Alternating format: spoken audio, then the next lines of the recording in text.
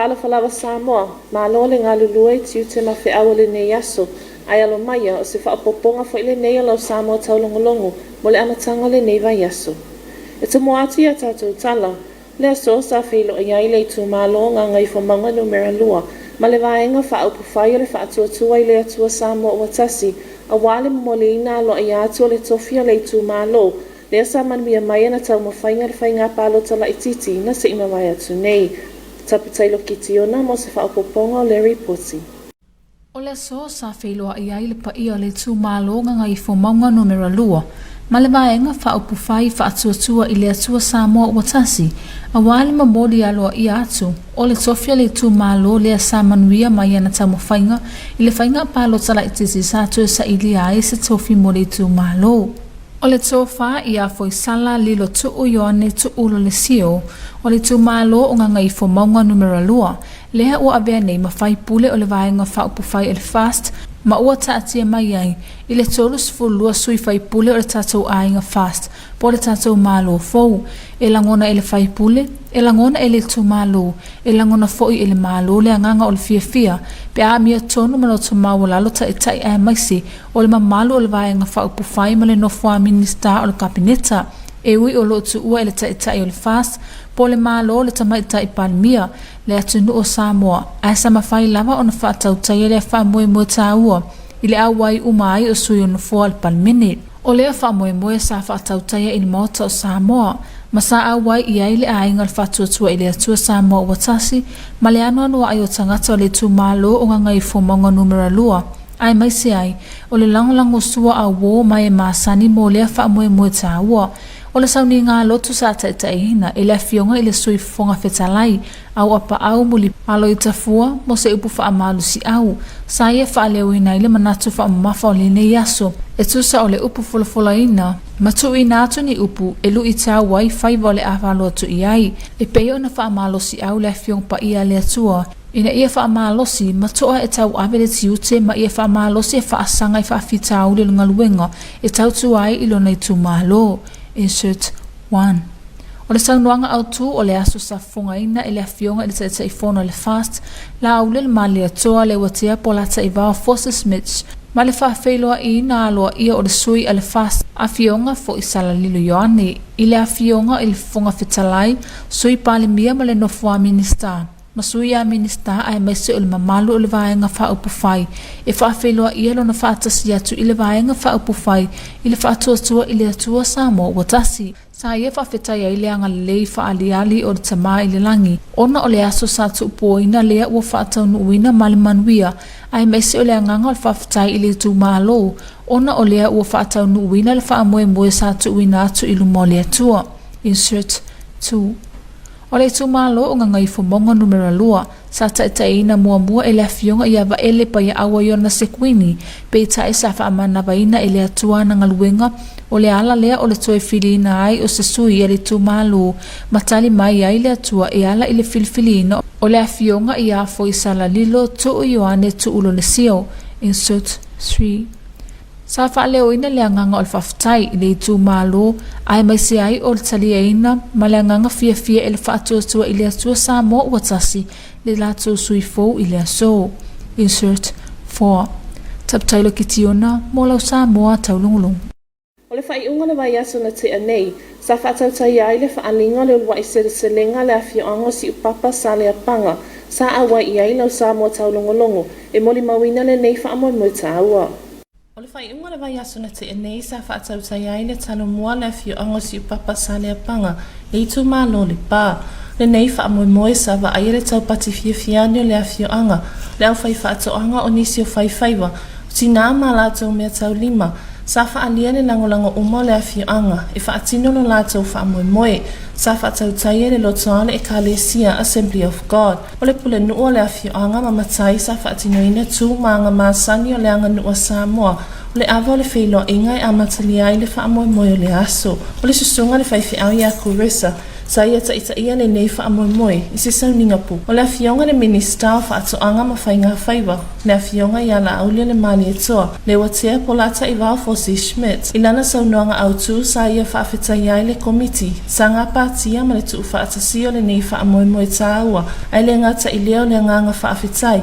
O no le amana ia fo'i o le tau ma whainga le mālo. E una ia le nei whaatinonga. O le whaatinoina leo o talo mua i nuu ma afioanga. Sa saunoa fo'i le afionga i le minista. Le atu le lango le mālo. E ala le tu inato mea whainga luenga. E le ngata i lea o whatula au manisi vaenga. Fisoso ani ai a wale whaatuma wina pea. O le nei polkalami tāua. Le whana nei se kone mo lau Samoa Taulogologo. O le vai aso na se ima vai atu sa tatala aloa ia aia le afionga le tamaita i palemia. Le afionga i afia mena o mimata afa. Le ofisa fau ma le komesino Samoa i Wellington nei New Zealand. Se atuanga le nei o le ripoti mai ata putaila kitiona. I se pepa whaamatalanga tu ina mai. Sa tā uai te saunoanga whapitua ana tamaita i Palemia o Samoa fie mena o mimata afa. E whaaleo ina ai. Le fausia ina o le whale mo le komisina maurunga a Samoa i Wellington i New Zealand. Ua silia ma le fāsfu lima tausanga o ngalua le komisina maurunga a Samoa i Wellington. Ma o le urua i whane Savanoa, ma sa umia le komisina maurunga a Peretania. Ai le i whaatawina le malo o Samoa e avea maurua i misiona Samoa i whafu i le awhe iwa se lau fitu. Ina uma vai le tele o tausanga o toi whaalileia le whaali e tuai na whaaleanga ina inisi o mafu e le lua fesfumono. Wa whaamaonia e le malo Samoa le fausia o se whale fau e sui ia i le whaali tuai ma mawai se si o manga saonga le mumo le au whainga nuenga. O le mamano o le whale fau ma le CCM Architects na whaamaonia e le kapineta e le lua fesfufitu. Ina ua maua le pioning consent i le lua fesfuluiva. Na wala aulia ai ni tau fonga mo nisi o company faufale i New Zealand. Ma na tau a au ina ai ele konkarate faufale ale Wilson Construction Limited i Wellington i le amatanga o le lua feluasfulu. Na amata nga luenga ia iulai i le lua feluasfulu. Masafa a moe e mai a ili fai unga o mati o tau sanga nei. Ai panga lea o na o afianga faafosei ele i tupu mua e pei o na ia ile COVID-19. Inisi o sapalai o mea faufale. Malele ai o se au whainga luenga na whiangai mal polo keti. Male tele o le whale e tonu na mafua i le tuai. O le whale ua whaata atiaro na fausiaina i ni vaenga e wha, ma e tolu tūlanga o avanoa mo ofisa. Male tasi tūlanga mo paka mo taabale. O le whale o lo whaalia ai. Tu maanga wha Samoa e atangi ai le malanga Samoa i le tutu atasi.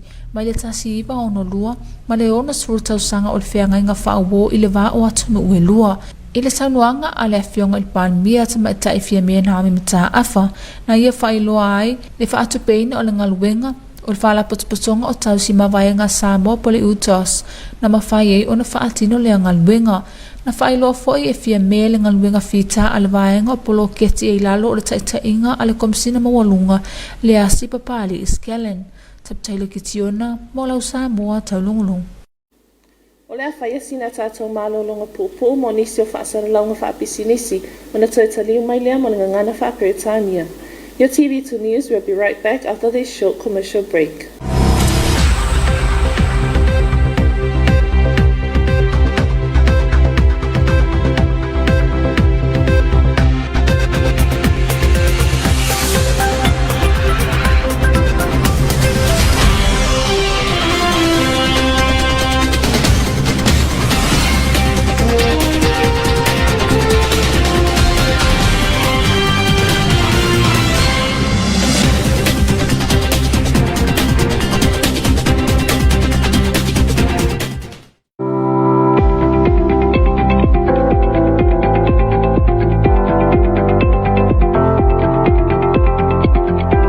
O le furu masania o na unga e awhia ai le tale, o le tafe o le isu, o le mafatua, o le fiva, ia ma taulangona pe le fia ai pe le fia tausami.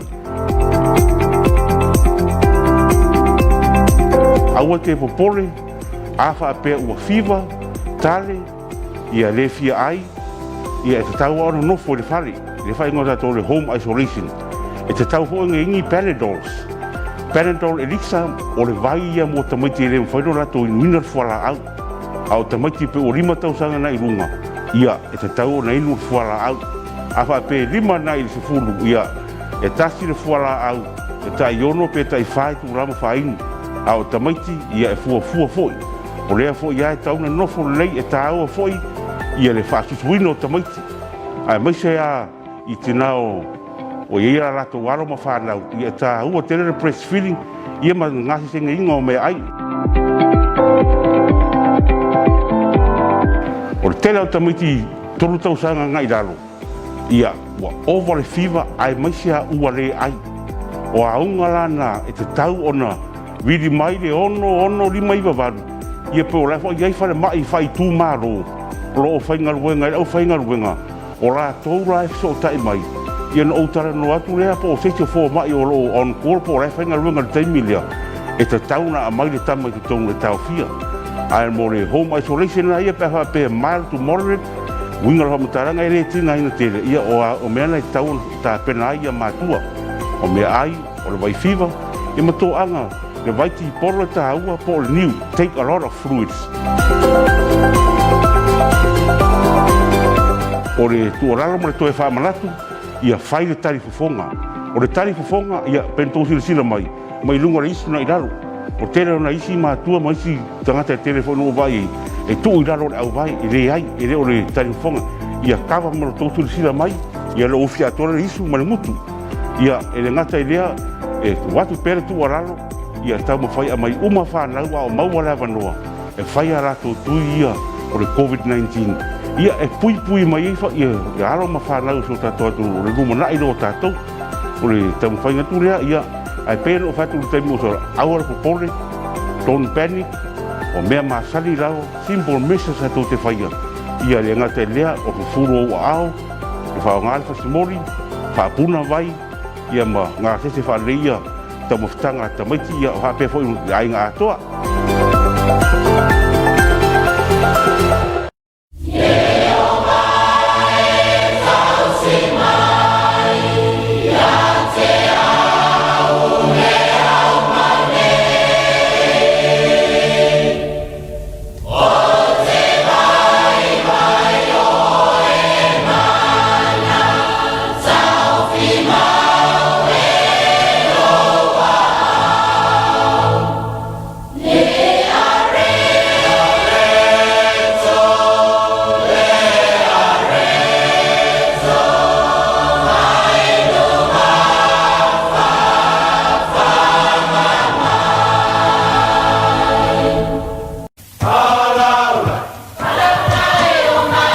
Awane e misia lunga lo wala ata le EFKS TV i po so lua vai aso taitasi le pol kalame va ili le anto ponopona le afo le balu le afiafi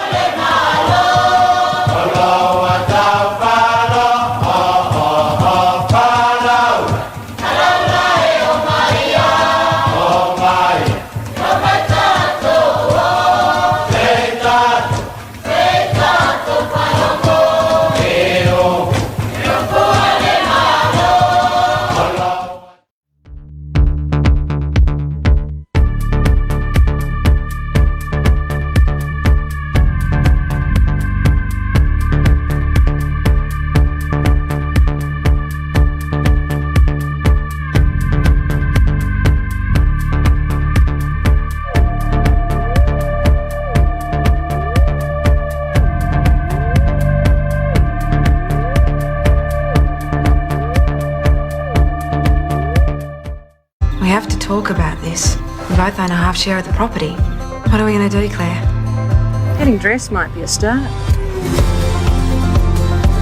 You have no idea what it feels like trying to keep the place alive on your own. In case you haven't noticed, we're all women here. Pack up your things and get off the property. I'm the boss now. Let's go. Wait till she has to gallop. Come on.